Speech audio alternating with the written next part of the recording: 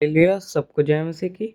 आज हम वचन पढ़ेंगे उत्पत्ति 9 का पहला, परमेश्वर का नूह के साथ वाचा बांधना के बारे में।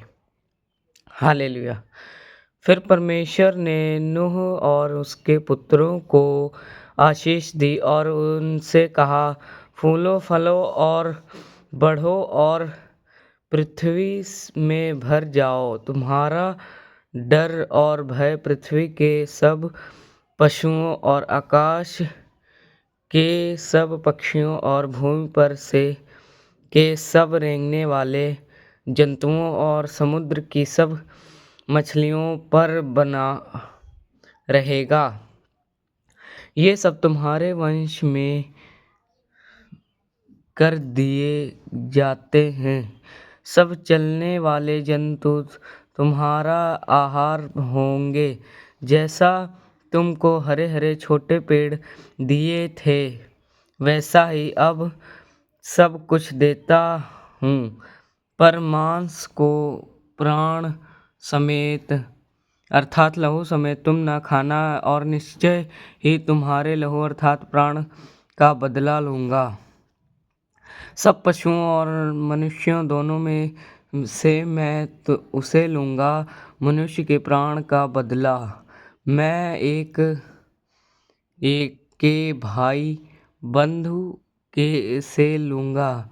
जो कोई मनुष्य का लहू बहाएगा, उसका लहू मनुष्य ही से बहाया जाएगा, क्योंकि परमेश्वर ने मनुष्य को अपने ही स्वरूप के अनुसार बनाया है। और तुम फूलो फलो और बढ़ो और पृथ्वी पर बहुतायत से संतान उत्पन्न करके उसमें भर जाओ।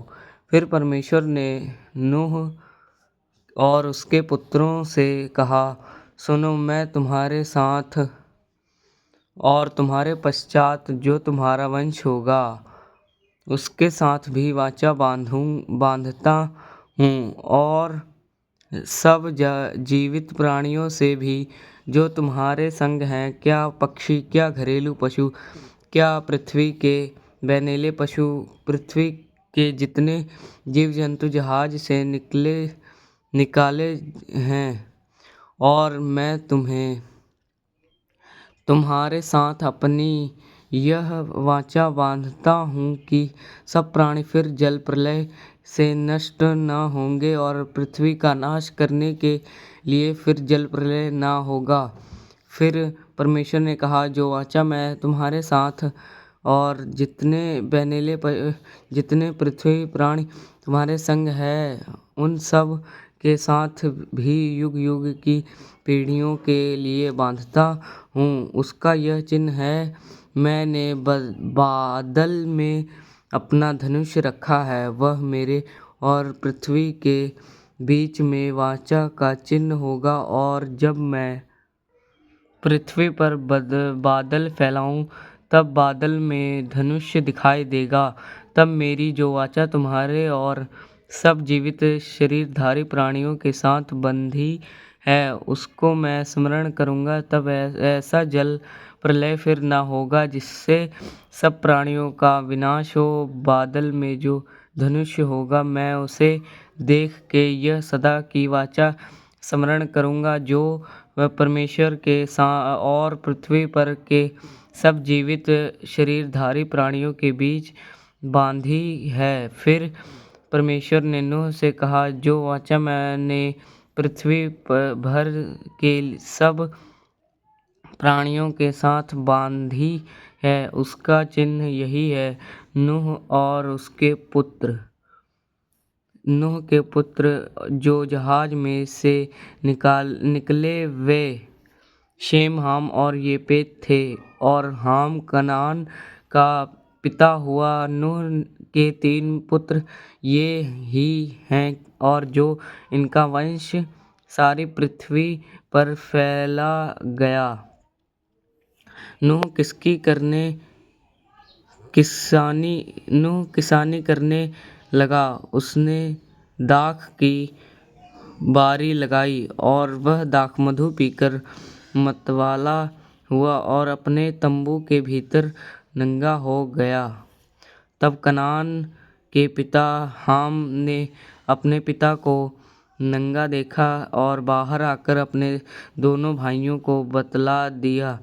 तब शेम और येपेत दोनों ने कपड़ा लेकर अपने कंधों पर रखा और पीछे की ओर उल्टा चलकर अपने पिता के नंगे तन को ढाँप दिया और वे अपने मुख पीछे किए हुए थे, इसलिए उन्होंने अपने पिता को नंगा ना देखा। जब नूह का नशा उतर गया तब उसने जान लिया कि उसके छोटे पुत्र ने उसके साथ क्या किया है। हालेलुया।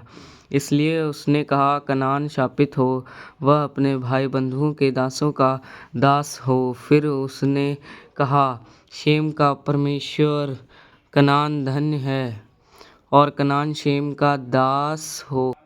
हालेलुया। परमेश्वर येपेत के वंश को फैलाए और वह शेम के तंबुओं में बसे और कनान उसका दास हो।